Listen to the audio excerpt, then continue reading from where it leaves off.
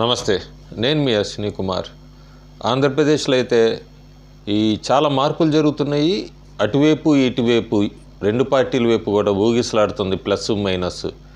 ఈ land title యాక్ట్కి సంబంధించి జనాల్లో ఒక రకమైన నెగిటివ్ని తీసుకెళ్లడంలో సక్సెస్ అయింది తెలుగుదేశం పార్టీ ఎలియన్స్. అందులో ఉన్న ఫ్యాక్ట్స్ ఏంటి అనేది చెప్పడంలో విఫలమైంది కూడా అధికార వైఎస్ఆర్సీపీ పార్టీ. అసలు ఈ యాక్ట్ని తీసుకొచ్చిందే సెంట్రల్ గవర్నమెంట్ తీసుకొచ్చినప్పుడు అందులో ఉన్న బెనిఫిట్స్ ఏంటి, దానిలో ఉన్న డీమెరిట్స్ ఏంటి, ఇవన్నీ కూడా ఇన్ని సంవత్సరాలు వైఎస్ఆర్సీపీ ప్రజల ముందుకు తీసుకురాలేదు. అట్లాగే తెలుగుదేశం పార్టీకి దానిలో ఉన్న బెనిఫిట్స్ తెలిసినా కూడా అవన్నీ కూడా పక్కన పెట్టి ప్రస్తుతానికైతే నెగిటివ్ క్యాంపెయిన్లో ల్యాండ్ టైటిల్ యాక్ట్కి సంబంధించి టీడీపీ ఎలియన్స్ ప్రజల్లోకి ఒక రకమైన ప్యానిక్ గురి చేసిందంటలో ఎటువంటి సందేహం లేదు.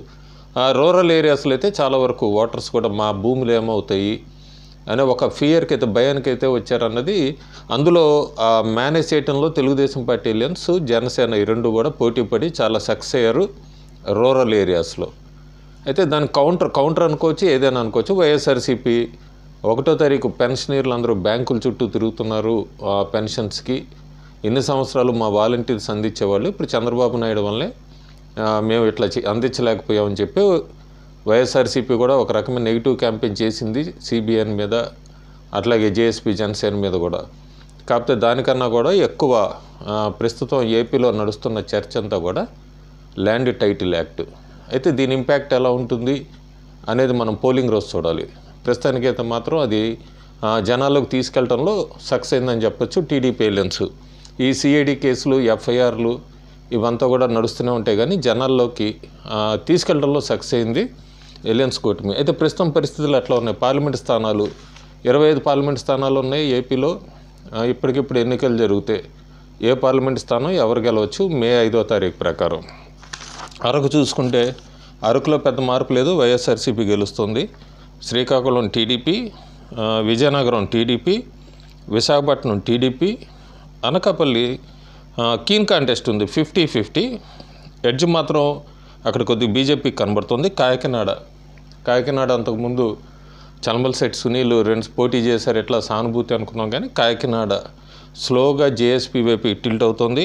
Amalapuram TDP, Rajahmundry BJP, Narsapuram BJP, Eluru YSRCP, Machilipatnam కూడా బాలశౌరి ఎలియన్స్ అభ్యర్థి, జనసేన అభ్యర్థి బాలశౌరి విజయం వైపు నెమ్మదిగా టర్న్ తీసుకుంటుంది అక్కడ. సో మచిలీపట్నం కూడా జేఎస్పీ. విజయవాడలో 50-50 ఉంది. 50-50 ఎడ్జ్ టీడీపీకి ఉంది, కానీ 50-50 ఎందుకంటే జనాల్లో ఇప్పటికీ ఎంపీ అంటే నాని, కేసినేని నాని పేరు ఎక్కువ ఉంది. కేసినేని నానిని ఎంపీగా చూస్తున్నారు విజయవాడలో. కాకపోతే ఈసారి ఆయన వైఎస్ఆర్సీపీ నుంచి పోటీ చేస్తున్నారు. అయితే అది ఆ రూరల్లో ఒకసారి చూసుకోవాలి. ఒకవేళ అది కన్ఫర్మ్ చేసుకుంటే మాత్రం అసెంబ్లీ సీక్వెన్స్ ఎక్కువ టీడీపీ గెలుస్తుంది. ఎంపీ మాత్రం వైఎస్ఆర్సీపీ అంటే కేసినేని నాని గెలిచే అవకాశాలు ఎక్కువ ఉన్నాయి చిన్ని కన్నా కూడా.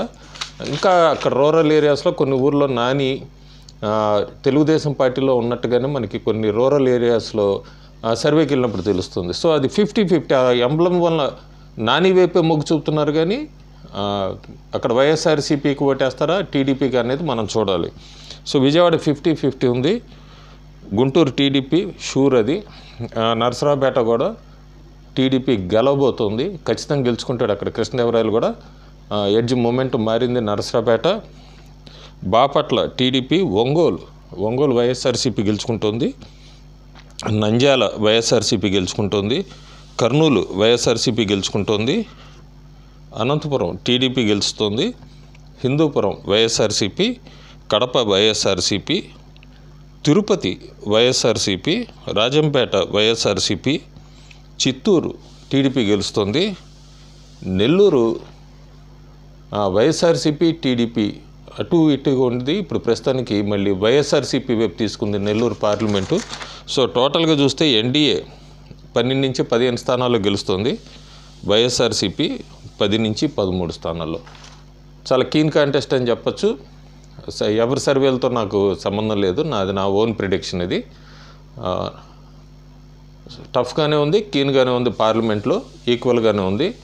ఈ 5 రోజుల్లో పెద్ద మార్పులు ఉండవు, కానీ ఏమన్నా ఈ ల్యాండ్ టైటిల్ యాక్ట్ వల్ల కానీ దీని మీద ఏమన్నా అటు ఇటు ఏమైనా ఊగుతాయి అనేది చూడాలి. ఫైనల్గా అయితే చూస్తే ప్రస్తుతానికి 12 నుంచి 15 స్థానాలు ఎన్డీఏ గెలుచుకోబోతుంది, వైఎస్ఆర్సీపీ 10 నుంచి 13. ఒక కీన్ కాంటెస్ట్ అయితే విజయవాడ ఒకటి, అనకాపల్లి ఒకటి, ఈ రెండే కీన్ కాంటెస్ట్లో కనబడుతున్నాయి నాకు. సో ఆంధ్రప్రదేశ్ పాలిటిక్స్ పార్లమెంట్ ఇచ్చాను, అసెంబ్లీది 9వ తారీఖు ఇస్తాను. అసెంబ్లీ కూడా కిందటిసారి నేను ఇచ్చిన దానికన్నా కూడా మార్పు కనబడుతుంది నాకు. సో ఆ నెంబర్ ఏంటి అనేది నేను 9th ఈవినింగ్ ఇస్తాను. Thank you.